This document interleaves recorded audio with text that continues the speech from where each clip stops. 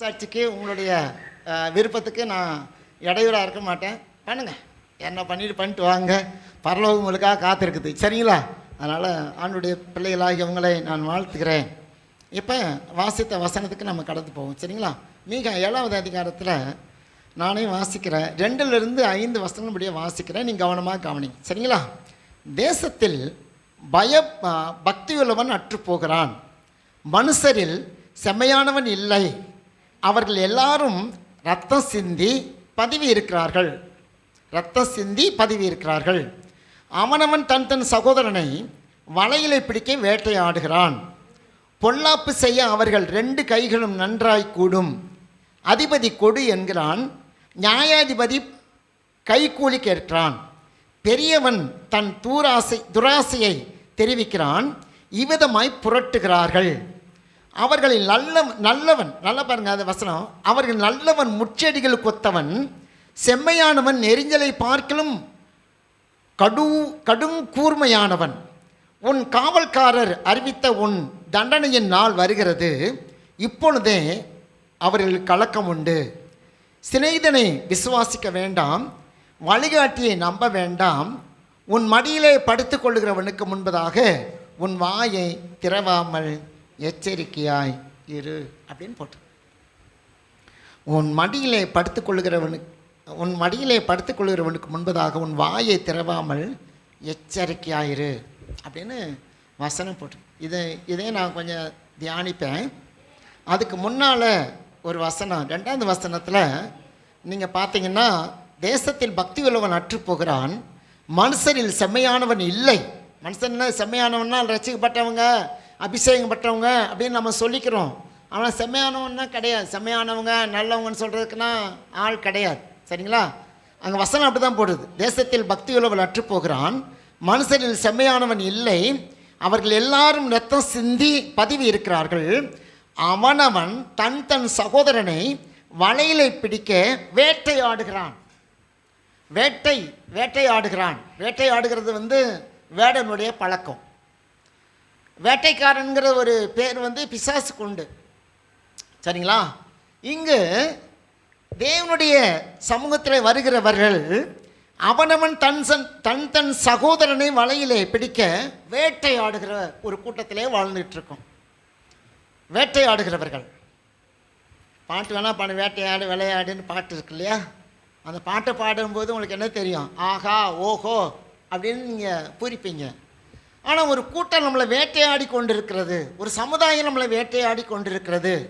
தேவனை நம்பி வாழ்கிற உங்களை என்னையும் வேட்டையாடுவதற்கு பிசாசானவன் சில ஆட்களை வைத்திருக்கிறான், சில நபர்களை வைத்திருக்கிறான்.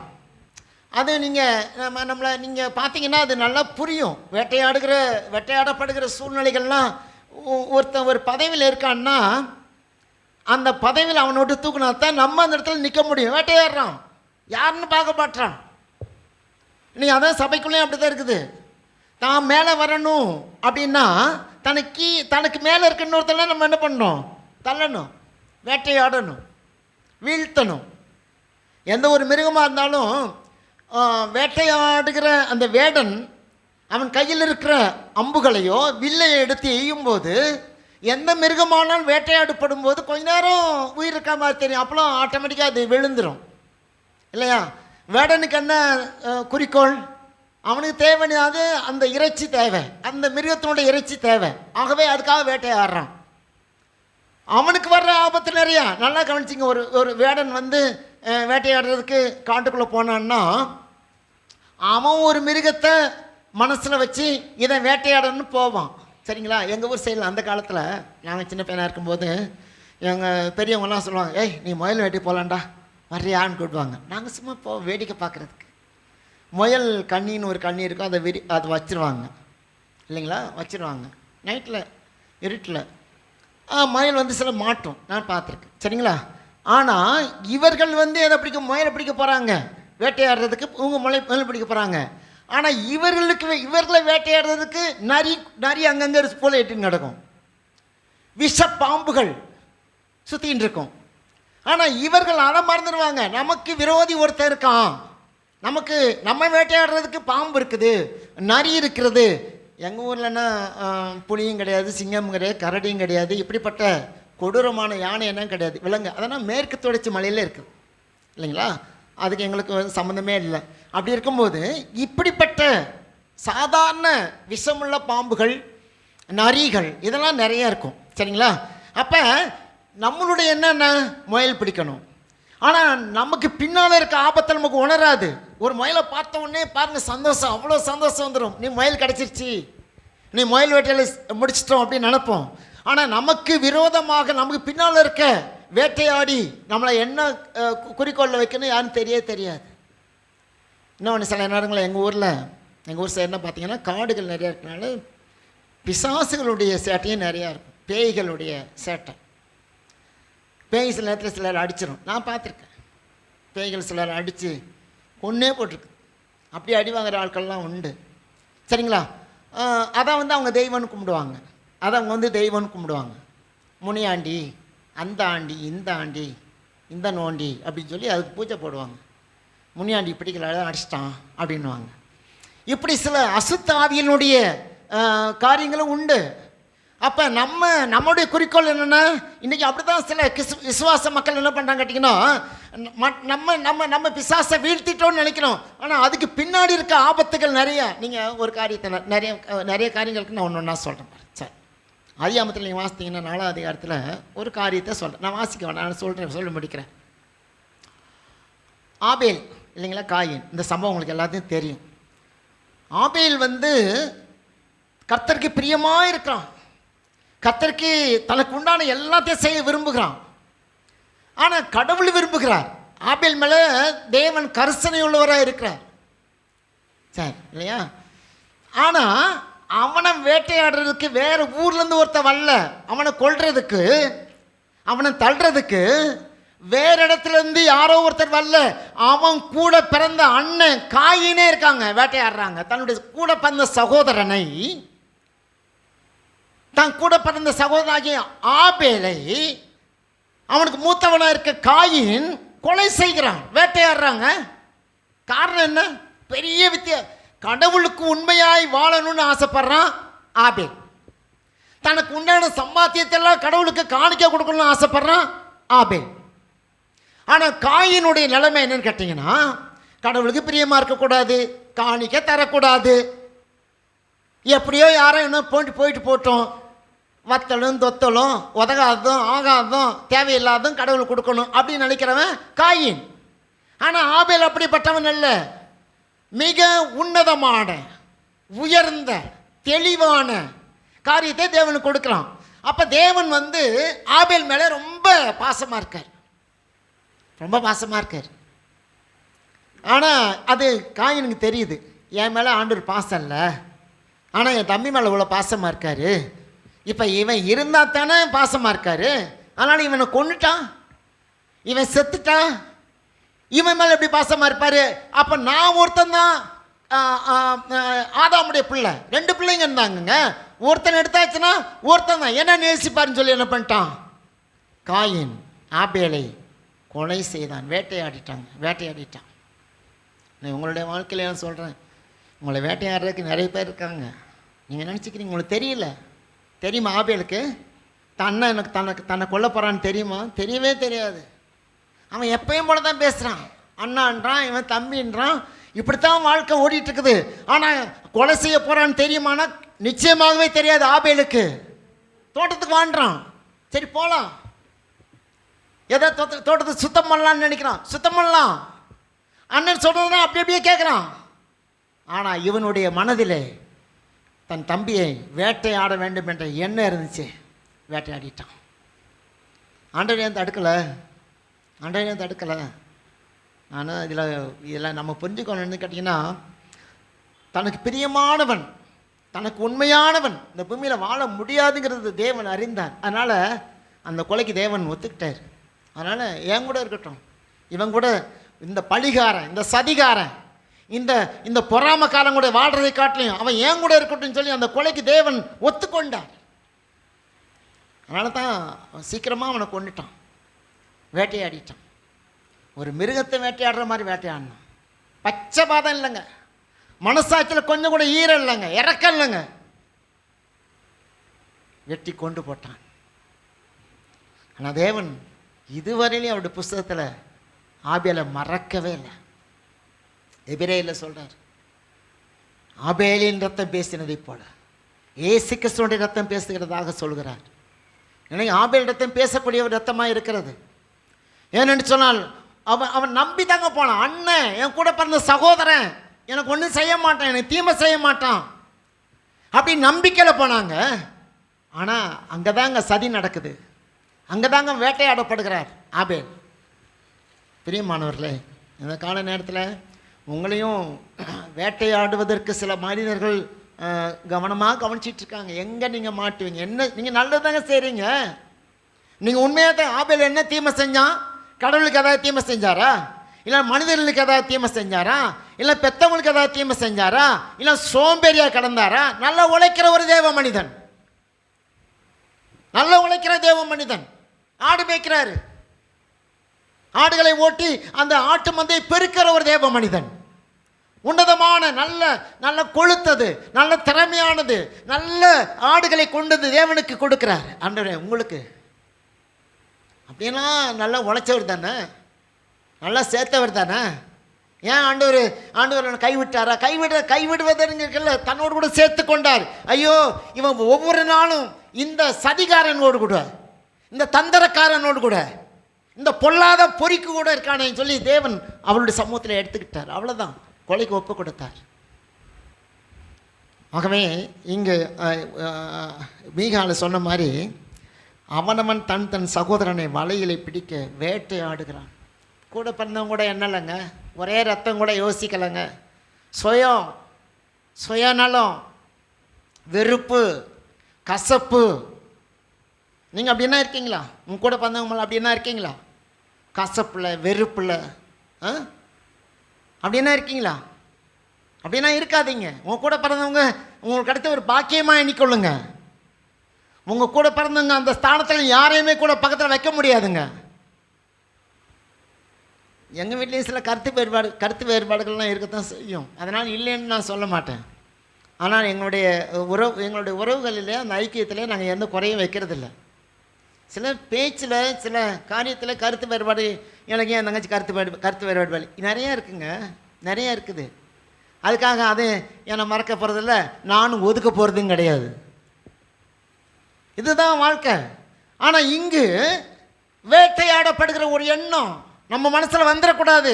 அவன் விளங்காமல் போகணும். கூட பிறந்தவங்கள பார்த்து வச்சுட்டு அவங்க நம்ம என்ன வேணால் பண்ணிட்டு போட்டோம். ஆனால் தேவனுடைய பிள்ளையே, உன் வாயிலிருந்து ஒரு வார்த்தையை உங்களுக்கு தூசணமாகவோ ஏளனமாகவோ கேளனமாக, இன்னொன்று நான் சொல்கிறேன், உங்கள் கூட பிறந்த மூத்தவங்களே நீங்கள் கனம் பண்ணுங்கள்.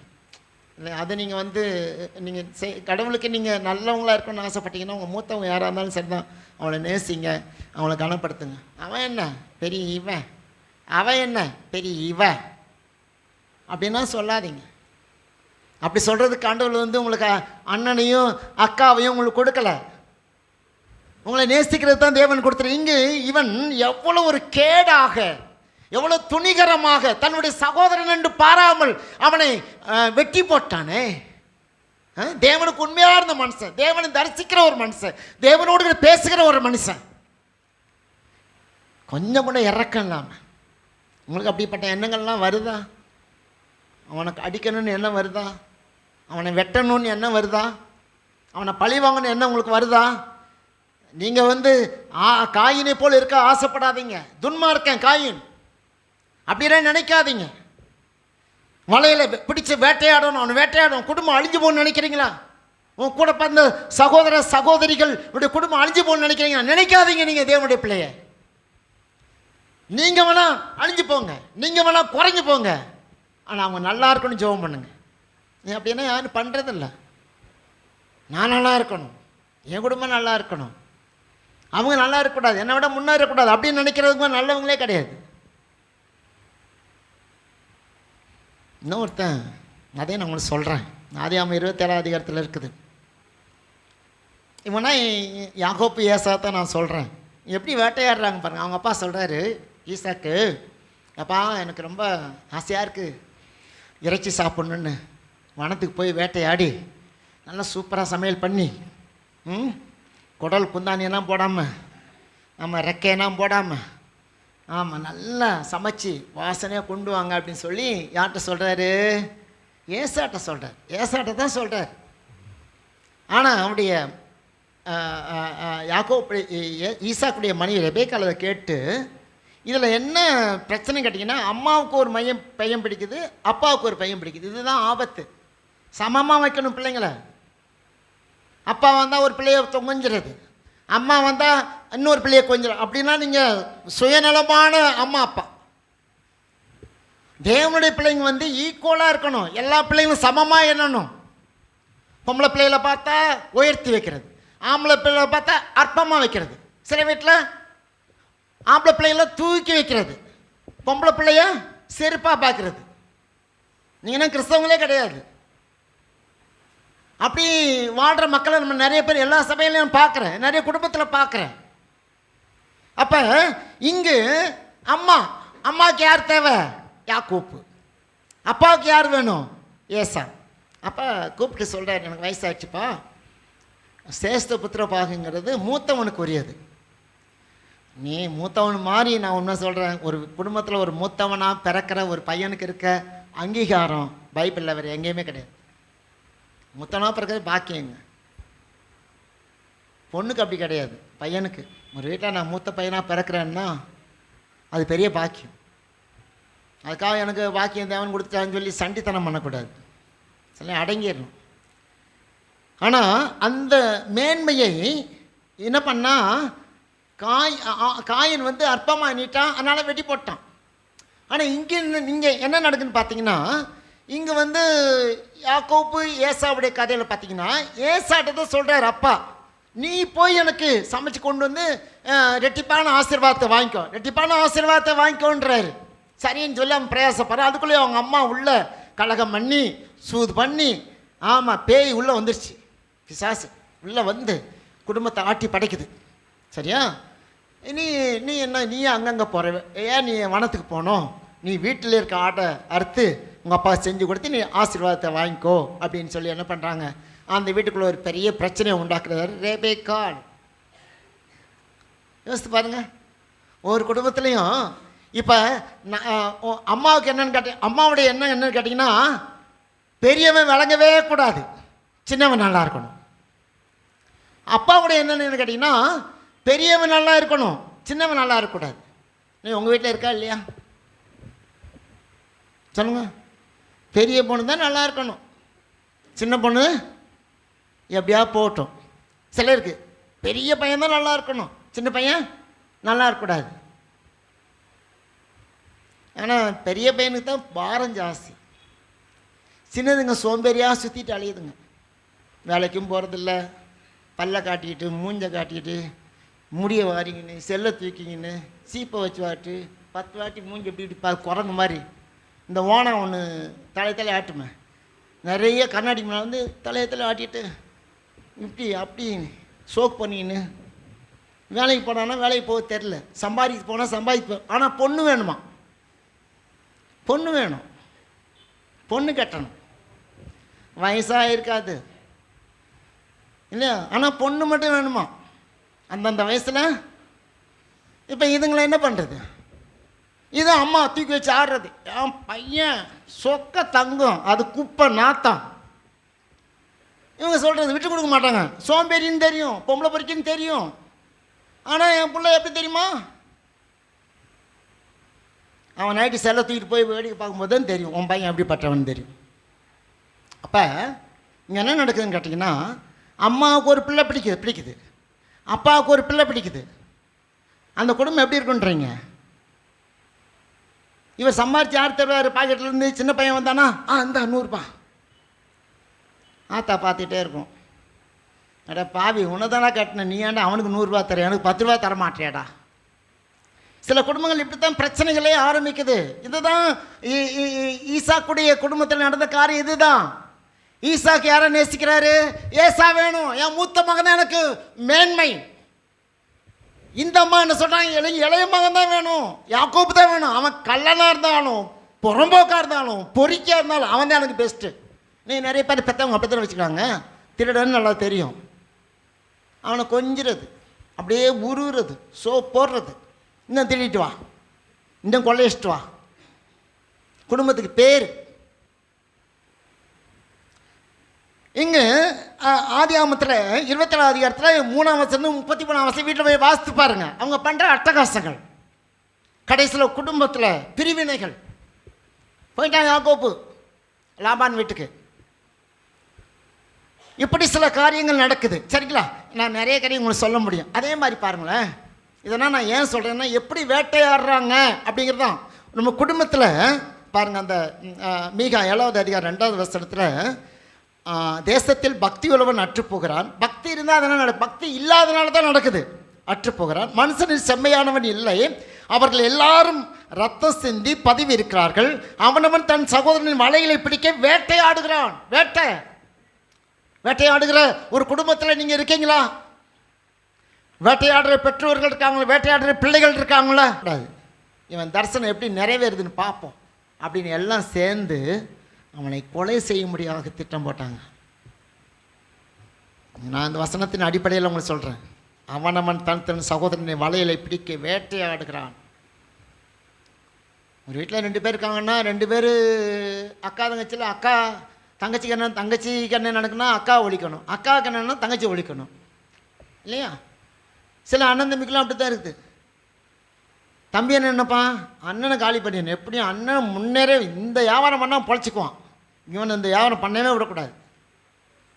அவன் நினைப்பான், தம்பிய உனக்கு இங்கே விட்டா, இந்த வீட்டில் இடம் விட்டா நீ என்ன பண்ணுவ, நீ ஆலமரம் மாதிரி வேலையை ஊண்டிடுவ, உன்னை அப்படியே கிள்ளி போட்டுருப்பார். இங்கே வேட்டையாடுகிற ஒரு சுபாவத்தை உடைய இங்கே யோசேப்பு குடும்பத்தில் அப்படி இருக்கு. எல்லாம் 10 பேர் ஒன்று செஞ்சானுங்க. யோசேப்பு படி தனியாக இருக்காரு. இவனை கொன்னுடுன்னு சொல்கிறாங்க. ரூபன் வந்து சொல்கிறாரு, வேணாண்டா, அவன் ரத்தம்டா, நம்ம ரத்தம்டா, வேணாம். அவன் என்ன பண்ணிடலாம், இந்த கிணத்துல தூக்கி போட்டுடலாம். தூக்கி போட்டாங்களே, கிணத்துக்குள்ள தூக்கி போட்டாங்களே, தண்ணியில் கிணத்துல தூக்கி போட்டாங்களே. கத்துறான், அண்ணா என்னை காப்பாற்றுங்க, அண்ணா என்னை காப்பாற்றுங்க கத்துறான். எவன் செவி கொடுத்தான்? அப்படியே ஆட்டோ ஓட்டிட்டு போயிட்டாங்க. கட்டி கொண்டு வந்து சோறு, நல்ல பயிறு, பால் கட்டி எல்லாத்தையும் அபேஸ் பண்ணிட்டு, எவ்வளோ ஒரு வல்லமையில வார்த்தை தெரியுமா அது? வாஸ்து பாருங்க. சிநேகிதனை விசுவாசிக்க வேண்டாம், வழிகாட்டியை நம்ப வேண்டாம். சிநேகிதன்னா யாரு? இன்னொருத்தவங்க சிநேகிதன் பழக்கம், சரிங்களா? சிநேகிதனை விசுவாசிக்கும். வழிகாட்டி, நான் உனக்கு உன்னை வாழலாம், உன்னை பார்த்துக்கிறேன் அப்படின்னு வழிகாட்டுறது யார்? கணவன்மார்கள் மனைவி சொல்லுவாங்க இல்லையா? மனைவியும் சொல்லுவாங்க, உன்னை நான் கண்கலங்காமல் பார்த்துக்கிறேன், கடைசி வரலும் கூட தான் இருப்பேன் அப்படின்னு மடியில் படுத்துவார். இங்கே போட்டிருக்கு, வசனம் போட்டிருக்கு. சிநேகிதனை விசுவாசிக்க வேண்டாம், வழிகாட்டியை நம்ப வேண்டாம். உன் மடியிலே படுத்துக்கொள்கிறவர்களுக்கு முன்பாக உன் வாயை திறவாமல் எச்சரிக்கையாரு. நான் சொல்கிறேன், மடியில் படுத்ததுனால மயங்கிறாத. நிறைய பேர் நிறைய மடியை படுத்து மயங்கி கடைசியில் சொல்லாதனா சொல்லி கடைசியில் ஊர் சண்டை, உலக சண்டை, சபை சண்டை எல்லாத்தையும் எடுத்து விட்டுறது. சிம்சோன் ரொம்ப பெரிய தேவ மனிதன், சாதாரண மனுஷன் நினச்சிக்காங்க, மிகப்பெரிய தேவ மனிதன். வனாந்தரத்தில் தனியாக இருக்கும்போது பரிசுத்த ஆவியானவர் ஏவுவாராம், வல்லமை கொடுப்பாராம். தேவனோடு கூட தான் அவனுடைய வாழ்க்கை இருந்துச்சு. என்னைக்கு பெலிஸ்தே பொண்ணை பார்த்தானோ அன்னைக்கு வச்சு கண்டா அவனுக்கு. அந்த பொண்ணோட விட்டுருந்தா பரவாயில்ல, இன்னொரு பொண்ணுகிட்ட போகிறான். அவளும் காசு வாங்கிட்டு கசைக்கு போட்டான், சரியா? அப்புறம் தெளிலாள்கிட்ட வரான். இவனுடைய வல்லமை, இவனுடைய பராக்கிரமம், இவனுடைய சாமர்த்தியம், இவனுக்கு என்ன அதிகாரம் தேவன் கொடுத்தாருங்க. தேவன் கொடுத்தார். நசரேய விரதம். நசரேய விரதம்னா முடி எடுக்கக்கூடாது. முடியல தான் தேவன் அவ்வளோ வல்லமையும் அவ்வளோ பராக்கிரமத்தையும் தேவன் வைத்திருக்கிறார். ஆனால் இவன் என்ன பண்ணுறான், மடியில் படுத்துக்கிட்டான். அந்த அம்மா தலையை நோண்டுறாங்க. சிம்சோனு பத்தியா, என்கிட்ட டவாய்க்கிற பத்தியா, என்கிட்ட சொல்ல மாட்டேற பத்தியா அப்படின்னு டெய்லி இந்த அம்மா போட்டு அவனை நச்சரிக்குது. பார்த்தான், ஒரு நாளாச்சு, 2 நாளாச்சு, நச்சரிப்பு தாங்க முடியலைங்க. நச்சரிப்பு தாங்க முடியல. இதை விட அவன் பொண்டாட்டின்னு எச்சரிக்கிறா ஒரு வாட்டி. இந்த விடுகதைக்கு அர்த்தம் எனக்கு சொல்லாமல் நீ யார்கிட்ட போய் சொல்ல போகிற? நீ இன்னும் அவங்க தான் முக்கியமா, நான் உனக்கு முக்கியம் இல்லையா? நான் சொல்கிறேன், பொண்டாட்டியாக இருந்தால் கூட கவனமாக தான் இருக்கேன். உன் புருஷனை உன் மடியில் படுத்துருந்து சில கேள்வி கேட்டால் வாயை திறக்காத, நல்ல காரியங்களே பேசுங்க. சபையிலே ஒரு காரியம் நடக்குது வச்சுங்களேன், மடியில் படுத்த உடனே மயங்கிடக்கூடாது, உடனே எல்லாத அவுத்து விட்டுறக்கூடாது, இல்லாது பொல்லாது அவுத்து விட்டுறக்கூடாது. சரிங்களா? எதனா நம்ம கவனமாக இருக்கணும். ஏன்னா இங்கே நம்மளுக்கு சாட்சி யாருன்னு கேட்டிங்கன்னா சிம்சோன் தான். இப்போ படுத்தாச்சு, மடியில் படுத்தாச்சு, நல்லா மயக்கம் வந்துடுச்சு சிம்சோனுக்கு இல்லையா? நல்லா தூக்கம் வருது. தட்டி எழுப்பி, இந்த பாரு சொல்லு, உன்னுடைய பலன் எங்கே இருக்குது, உன்னுடைய வல்லமை எங்கே இருக்குது, உன்னுடைய பராக்கிரமம் எங்கே இருக்குது, உனக்கு தைரியம் எங்கே இருக்குது? இத்தனை பேர் அடிக்கிறே நீ, நீ ஒத்த மனுஷன் 1000 பேர் அடிக்கிறடா. ஒரு கழுதை எலும்பெடுத்து நீ 1000 பேரை கொள்ற. எங்கேருந்து இந்த வல்லமை, எங்கேருந்து இந்த அதிகாரம், எங்கேருந்து இந்த பலன்? நீ சாதாரண மனுஷனாச்சா? நீ உனக்கு இப்படிப்பட்ட வல்லமையை கொடுத்தது யார்? இந்த அதிகாரம் எங்களுக்கெல்லாம் இல்லையப்பா. நாங்கள் ஜெபம் பண்ணுறோம், 24 முட்டி போட்டு மூக்க சிந்தினா ஜெபம் பண்ணுறோம்,